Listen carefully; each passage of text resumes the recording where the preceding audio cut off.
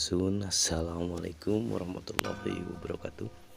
Ketemu lagi di channelnya Triaji Kaji Official. Dan di video kali ini saya akan menceritakan tentang kisah mistis pendakian Gunung Malabar. Jadi kisah ini kisah nyata ya. Jadi langsung dialami oleh Kang Apriandika ketika mendaki ke Gunung Malabar di Kabupaten Bandung. Jadi judulnya ini pendakian mistis dimensi lain di Gunung Malabar, berdasarkan kisah nyata. Penulis Apriandika, editor gambar Saiful RZL. Jadi nggak usah lama-lama, biar Baraya nanti mendengarkan kisahnya seperti apa, oke? Pada hari Kamis 20 Juni 2019 tahun lalu, tepatnya pada malam Jumat, saya Pokis mendaki Gunung Malabar yang terletak di Kecamatan Pangalengan, Kabupaten Bandung, Jawa Barat. Saya berangkat bersama 5 teman saya yang bernama Agan, Adul, Irgi, Kipot, dan Ahmad. Gunung ini memiliki ketinggian 2343 mdpl. Kami berenam berangkat pukul setengah 6 sore menuju ke kampung terakhir sebelum jalur pendakian. Kampung tersebut bernama Cidulang. Sebelum sampai di perhentian terakhir tempat kami menitipkan kendaraan, kami sholat maghrib di masjid yang berada di perkampungan tersebut. Setelah selesai sholat, kami membeli sedikit logistik tambahan di sebuah warung yang terletak di dekat masjid tempat kami melaksanakan sholat maghrib sambil mempacking ulang barang. Ketika kami sedang mempacking ulang barang, seorang bapak tua yang keluar dari masjid tiba-tiba bertanya, "Bade kamaran ajang, mau pada kemana dek?" Sambil berjalan menghampiri kami. Kami pun spontan menjawab sambil serentak menoleh ke arah bapak tersebut. "Ke Gunung Malabar pak." Dia pun melanjutkan pembicaraan dengan bilang, "Meni waranian ke Malabar wayah kieu. Berani sekali ke Malabar malam-malam begini." Lalu teman saya Adul menjawab dengan lantang, "Ah dapamu dapa, akan anak muda pak," sambil sedikit tertawa. Lalu bapak itu pun bilang, "Nyasing hati-hati wejang, Malabar mah sangat keneh. Yang penting hati-hati dek, ya dek, Malabar mah masih angker." Saya pun menjawab sambil sedikit tersenyum, "Nuhun pak, atur nuhun." "Iya pak, terima kasih." Setelah selesai melakukan packing ulang, kami pun bergegas menuju ke tempat penyimpanan kendaraan yang terletak tidak terlalu jauh dari masjid tersebut. Setelah sampai di ujung pemukiman warga dan kami sedikit berbincang dengan pemilik rumah tempat kami menitipkan kendaraan, yang sekaligus dia adalah ketua RT di area pemukiman tersebut. Sekitar pukul setengah 7 malam kami mulai menyalakan 2 buah headlamp dan 1 buah senter, di mana hanya itu alat penerangan yang kami bawa. Lalu kami berdoa bersama dengan harapan dapat pergi dalam keadaan sehat dan bisa pulang ke rumah dengan selamat. Untuk kemudian ketika selesai berdoa, kami memulai langkah pendakian menuju area perkebunan. Namun beberapa meter sebelum mulai masuk area perkebunan, ada yang cukup menyita perhatian kami. Kami digonggongi cukup lama oleh seekor anjing berwarna hitam yang entah milik siapa, yang tentunya tidak terlalu kami hiraukan, mengingat di perkampungan seperti ini memang sudah biasa terdapat banyak anjing penjaga hewan ternak maupun penjaga kebun. Meskipun anjing ini sedikit aneh, karena anjing kebanyakan yang kami lihat biasanya terlihat bergerombol dan tidak berada di perkebunan jika tidak sedang mengikuti majikannya. Tapi kami tidak melihat satupun anjing lain ataupun orang selain kami berenam di sekitar situ. Kami pun mulai memasuki area perkebunan saat itu. Baru sekitar 10 menit kami berjalan memasuki area perkebunan, kami semua mendengar suara yang suaranya seperti suara besi yang dipukul dengan besi berulang-ulang. Suaranya terdengar seperti teng, teng, teng, terus-menerus berbunyi dengan nada yang statis. Kami saling bertanya suara apa itu, karena menurut kami suara besi nyaring yang saling dipukulkan di tengah-tengah perkebunan dengan suara yang cukup nyaring terdengar aneh dan janggal, mengingat kita sudah cukup jauh dari pemukiman. Karena penasaran, kami berenam berpencar tidak terlalu jauh untuk mencari sumber suara tersebut. Namun karena tidak menemukan sumber suara besi itu berasal, kami melanjutkan perjalanan dengan tidak terlalu menghiraukan suara besi yang cukup mengganggu itu, walaupun suaranya tidak kunjung berhenti. Kita berjalan terus menapaki jalan setapak yang masih cukup datar dan belum terlalu menanjak. Lalu mulai memasuki hutan. Di perbatasan antara kebun dan hutan, kami berenam kaget karena bertemu dengan sepasang lelaki dan perempuan muda sekitar berumur 25 tahunan yang entah sedang melakukan apa di tengah gelapnya kebun malam-malam begini. Ketika kami menyorotkan senter ke arah mereka, si pria tiba-tiba gelagap lalu berdiri seraya menggoyang-goyangkan paralon saluran pengairan kebun yang berada di dekatnya. Lalu dia bertanya, "Kamarana euy, mau pada kemana bro?" Lalu saya menjawab sambil berlalu, "Ke Malabar A." Sambil membicarakan apa yang sedang dilakukan sepasang pemuda itu, kami terus berjalan hingga akhirnya tiba di pos 1. Di pos 1 kami beristirahat cukup lama sambil merokok dan membuat api unggun. Kami masih membicarakan sepasang pemuda yang tadi berkemungkinan sedang mesum malam-malam di tengah gelap perkebunan. Karena malam begini sudah dapat dipastikan bahwa kebun adalah tempat yang sangat sepi dan pas untuk melakukan hal nekat, karena kemungkinannya sangat kecil akan ada yang melihat atau memergoki kecuali jika sedang musim panen atau bernasib buruk dengan kebetulan ada pendaki gunung yang sedang melintas seperti kami berenam. Kebetulan di pos 1 saya duduk agak terpisah dari yang lain karena di posisi pos 1 tidak terlalu luas dengan kontur tanah yang sedikit miring. Saya duduk membelakangi teman-teman yang lain sambil merokok dan terus melihat sekeliling tanpa memikirkan tentang hal mistis apapun. Di pikiran saya hanya ada jam berapa kami akan sampai di puncak, atau apakah puncak Gunung Malabar ini masih jauh. Pokoknya saya hanya memikirkan puncak dan puncak.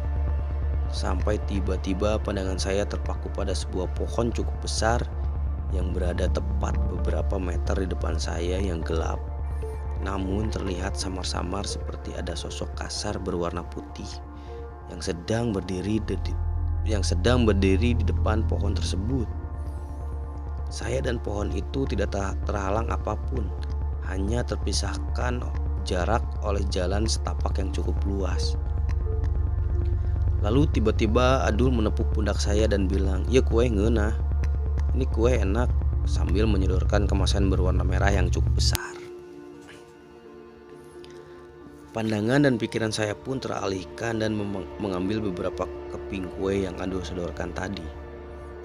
Saya pun mulai tidak terlalu menghiraukan makhluk berwarna putih apa yang saya lihat samar-samar di depan pohon besar tadi, dengan dalih mungkin itu cuma perasaan saya saja. Tidak lama setelah itu kami semua mendengar suara motor yang menyala. Suaranya terdengar statis seperti sedang dipanaskan. Namun saat itu kami belum terlalu menghiraukannya karena kami menganggap itu hanya suara motor biasa yang melintas pada sekitaran pemukiman di bawah sana. Setelah selesai merokok dan selesai memakan beberapa cemilan, kami semua kembali berdiri lalu melanjutkan perjalanan. Namun baru beberapa meter kami berjalan naik, kejanggalan yang lain muncul. Di jalan setapak yang kami jajaki di hampir setiap rumput pinggir jalan setapak tersebut terdapat kunang-kunang yang berjajar menerangi jalan setapak yang kami lewati. Kami terus berjalan dengan mulai sedikit merasa bahwa ada yang janggal dengan perjalanan pendakian malam Jumat ini. Namun masih belum terlalu menghiraukan dan masih berjalan dengan bercanda tawa. Setelah beberapa lama berjalan di pos 1, kami semua mulai kebingungan dengan jalan setapak yang mulai menyabang-nyabang seiring hutan yang semakin lebat dan rapat. Yang membuat aneh adalah bahwa di antara kami berenam, Irgi, Ahmad, dan Adul sudah pernah mendaki gunung ini beberapa kali sebelumnya. Namun mereka juga merasa kebingungan dengan jalan yang kami lalui ini. Mereka bertiga bilang, "Teuing euy poek asa beda jalana. Bingung duh gelap kayak beda jalannya." Aga dan saya pun mulai merasa jengkel karena menyangka Irgi, Adul, dan Ahmad pelupa. Padahal Irgi belum lama mendaki ke Gunung Malabar ini. Namun kami tetap berusaha berpikir dengan dingin dan rasional. Mungkin karena ini memang perjalanan malam pertama mereka ke gunung ini, jadi memang agak sulit bernavigasi darat. Lalu kami pun terus berjalan dengan perasaan dan pikiran yang mulai agak ragu. Apakah jalan yang kami lalui ini jalan yang benar untuk bisa mencapai ke puncak? Mengingat cabang jalan setapak yang kerap kali kami temui, kami terus berjalan sambil terus bercanda, berusaha mencairkan suasana dari keraguan dan rasa takut yang mulai muncul seiring memasuki hutan yang semakin lebat, gelap, dan semakin rapat. Mengingat karena sebenarnya Gunung Malabar ini belum menjadi gunung konvensional atau gunung yang dikelola sebagai tempat wisata. Jadi gunung ini masih cukup jarang dikunjungi pendaki dan tentu hutannya masih cukup asri jika dibandingkan gunung-gunung konvensional atau gunung wisata. Langit cukup cerah malam itu dengan bulan purnama yang terlihat bersinar terang di langit dan taburan bintang-bintang yang bisa kita lihat sebelum memasuki hutan tadi sekarang mulai tidak terlihat. Tertutup pohon-pohon di dalam hutan yang semakin rapat dan membuat suasana mulai mencekam.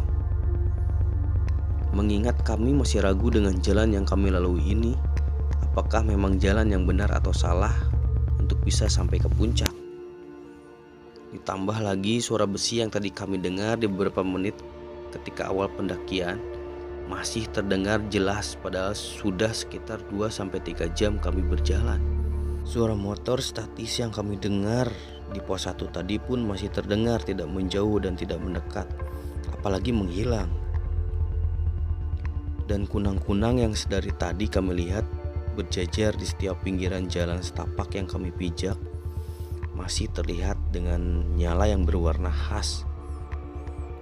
Bahkan rasanya terlihat semakin banyak. 1 dari 2 headlamp yang kami bawa mulai error dan seringkali mati nyala sendiri. Dan satu-satunya senter yang kami bawa sudah dalam keadaan sangat redup dan sudah tidak memungkinkan untuk digunakan menerangi perjalanan. Kami memutuskan untuk mengeluarkan handphone masing-masing yang kami bawa dengan maksud untuk menyalakan center flash untuk membantu menerangi perjalanan sebagai ganti headlamp dan senter kami yang sudah tidak dapat digunakan. Sedangkan headlamp yang masih menyala cukup normal milik saya digunakan oleh Kipot. Saya semakin merasa janggal dengan perjalanan ini, namun tidak ingin banyak bicara dan membuat suasana perjalanan semakin mencekam. Kami terus berjalan menyusuri hutan yang semakin dingin dan lebat seiring waktu yang melaju semakin malam. Menurut Irgi, Adul, dan Ahmad yang sudah pernah beberapa kali mendaki ke Gunung Malabar, estimasi pendakian ke puncak Gunung Malabar paling lama adalah 4 jam jika mulai berjalan dari Kampung Cidulang, tempat kami menitipkan kendaraan tadi. Sedangkan jam di tangan saya sudah menunjukkan pukul 9 malam kala itu. Kami pun memperkirakan akan sampai di puncak gunung paling lambat jam 10 atau jam setengah 11 malam, mengingat kami yang berangkat selepas maghrib dan kami tidak terlalu banyak beristirahat lama selain di pos 1 tadi. Ketika kami sedang berjalan di jalan yang cukup menanjak, tiba-tiba saya melihat ada cahaya yang tersorot dari arah depan kami. Lalu mendengar samar-samar seperti ada yang memanggil. Tanpa berpikir panjang, saya pun sontak bilang, "Aya pendaki lain, itu diharap. Ada pendaki lain bro, itu di depan." Seraya menunjuk ke arah cahaya itu berada. Kami lega melihat cahaya yang kami anggap cahaya senter dari kelompok pendaki lain tersebut. Mengingat suasana gunung ini yang sangat sepi dan jarang ada yang mendaki, dan mengingat kami sedang dalam posisi tidak pasti bahwa apakah jalan yang kami lalui dari tadi ini adalah jalan yang benar untuk bisa sampai ke puncak. Kami berenam lalu berlari berusaha secepat mungkin menghampiri cahaya tersebut, berharap ada pendaki lain yang mendaki di malam Jumat begini, sehingga suasana bisa berubah menjadi lebih ramai. Namun ketika cukup jauh berlari, bukannya menemukan yang kami harapkan. Ternyata kami hanya sampai pada sebuah batu besar yang bisa dipijak karena tidak terlampau tinggi, di mana di tempat tersebut vegetasi cukup terbuka dan kami bisa melihat langit dengan bulan purnama yang bersinar terang. Taburan bintang-bintang juga sedikit cahaya lampu kota di bawah sana. Kami cukup kecewa karena ternyata tidak ada satu orang pun di sini. Dan entah cahaya apa yang saya lihat menyorot ke arah kami tadi. Tapi karena pemandangan itu kami jadi tidak terlalu menghiraukan cahaya apa tadi dan terpaku di tempat tersebut karena keindahannya. Kami terdiam cukup lama di atas batu itu sambil mulai merokok dan mulai kembali bercanda tawa. Mengingat kami tidak bisa melihat apapun selama berjam-jam selain hutan rapat yang gelap sedari tadi. Kami merasa sedikit terhibur dan suasana pun menjadi cukup cair. Namun tidak lama kemudian Kipot sedari tadi selalu mulai candaan dengan kelakuan lucunya, sambil mengatakan, "Ngambe teu nyium bau enggak?" Disusul kami semua mengangguk karena mencium aroma seperti bau belerang. Aneh, padahal Gunung Malabar bukanlah gunung volcano atau gunung berapi dan tidak memiliki kawah atau kaldera. Kami semua cukup kaget mencium aroma tersebut. Namun Kipot dengan santainya bilang, "Anjing, bau endog ya mah. Bau endog buruk. Aing teresep bau endog. Ini mah bau telur busuk. Gua gak suka bau telur." Mulai dari sini perjalanan jauh lebih mencekam dari beberapa jam sebelumnya. Dengan suara besi yang masih terdengar jelas, suara motor yang statis seolah tidak menjauh dan mendekat masih terdengar. Dengan kunang-kunang yang masih hinggap di sepanjang pinggiran jalan setapak. Kami berenam lalu tetap melanjutkan perjalanan. Target kami sebelum puncak adalah pos 4, di mana itu akan menjadi tempat beristirahat kami yang terakhir sebelum melanjutkan perjalanan dan bermalam di puncak. Karena berdasarkan pengalaman Adul, Irgi dan Ahmad, jarak dari pos 4 ke puncak tidak terlalu jauh. Kami pun berjalan kembali memasuki hutan yang rapat dan gelap, dengan masih berusaha berjalan sambil bercanda dengan posisi Kipot di paling depan, disusul Adul, lalu Ahmad, Agan, saya, dan Irgi di paling belakang. Waktu pada jam tangan saya sudah menunjukkan pukul 10 malam kala itu. Jika berpatok pada estimasi pendakian berarti pos 4 dan puncak gunung tidak jauh lagi. Jika ada yang bertanya kenapa sedari tadi pos 2 dan pos 3 sama sekali tidak dibahas ataupun disinggung, itu adalah karena memang selama perjalanan pendakian kami tidak menemukan pos selain pos 1 dan pos 4. Pos 1 memiliki ciri ukuran tempat yang cukup luas, dan kami menyimpulkan pos 1 berdasarkan informasi dari Adul, Irgi, dan Ahmad yang telah beberapa kali mendaki ke Gunung Malabar. Dan berdasarkan penuturan mereka saat pertama kali mereka mendaki ke gunung ini, terdapat plat bertuliskan pos 1 yang terpasang di sekitar tempat yang kami simpulkan adalah pos 1 di bawah tadi. Sedangkan pos 4 menurut penuturan Adul, Irgi, dan Ahmad memiliki plat bertuliskan pos 4 yang terpasang pada pohon besar. Kami terus berjalan dan berjalan menyusuri dedaunan tinggi yang tingginya lebih tinggi dari tubuh kami. Bergantian dengan pepohonan yang rapat dan hutan saat itu di penglihatan kami begitu gelap. Sesekali kami menemukan seperti akar pohon yang rapat melingkar mempersempit jalan yang kami lalui. Tumbuhan tersebut membentuk seperti terowongan yang membuat kami harus membungkuk bahkan merangkak untuk melewatinya. Kami terus berjalan dengan melewati dedaunan tinggi dan pepohonan rapat tidak jarang bergantian. Sampai akhirnya Adul bilang, "Pos 4 pos 4 guys."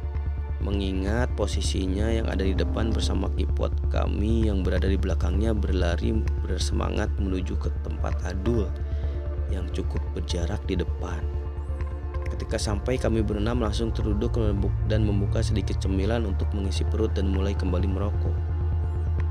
Setelah cemilan habis, Ahmad yang dari tadi melihat sekeliling tiba-tiba bilang, "Dul, saya ingat orang, iya mah lain pos 4. Dul, seingat gua bukan ini pos 4. Adul yang spontan melihat sekeliling dan tidak menemukan pohon besar yang terpasang plat bertuliskan pos 4. Langsung bilang, bener, ayo lanjut jalan." "Iya bener, ayo lanjut jalan." Kipot sambil berjalan mengatakan, "Anjing, tertipu kita bangsat. Pos 4 KW iya mah."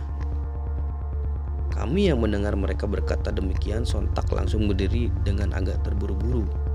Seraya kami semua bergegas kembali berjalan dengan Irgi yang meninggalkan sampah plastik kemasan bekas cemilan di atas batu tempat dia terduduk tadi. Di gunung kita memang tidak boleh dan sebenarnya kami tidak biasa membuang sampah sembarangan. Namun saya punya firasat lain dan berniat akan membawa sampah ini esok hari ketika turun gunung. Kami terus berjalan berharap segera menemukan pos 4. Berjalan sampai waktu sudah menunjukkan pukul 12 malam. Namun tidak kunjung menemukan pos 4 yang sesungguhnya kala itu. Kami semakin merasa janggal, suara besi dan suara motor sudah tanpa saya sadari ternyata sudah menghilang. Namun kunang-kunang di pinggir jalan setapak masih terlihat. Kipot yang dari tadi paling sering memulai candaan sekarang sudah mulai terdiam. Dengan sedikit-sedikit berhenti berjalan membuat kami semua otomatis berhenti berjalan juga. Ketika berhenti, Kipot bertanya kepada Adul yang berada tepat di belakangnya, "Dul, itu naon dihareup? Dul, lihat itu apa? Dul, lihat itu di depan ada apa?" Saya seraya menoleh ke arah belakang dengan suara yang cukup pelan. Adul yang sambil tertunduk menjawab seolah bahwa dia memeriksa apa yang ada di depan. "Wah, naon Pot? Ayo lanjut." "Gak ada apa-apa Pot, ayo lanjut aja." Tidak lama dari itu kami semua mendengar suara. Suara itu terdengar sangat berat dan terdengar seperti lelaki tua. Suaranya cukup jelas. "Minta udut minta rokok." Kami semua mendengarnya dan sontak berhenti berjalan lalu saling tatap dengan wajah yang tegang dan takut. Adul yang berusaha menghiraukan suara tersebut lalu bilang, "Ayo lanjut we Pot. Ayo lanjut aja Pot.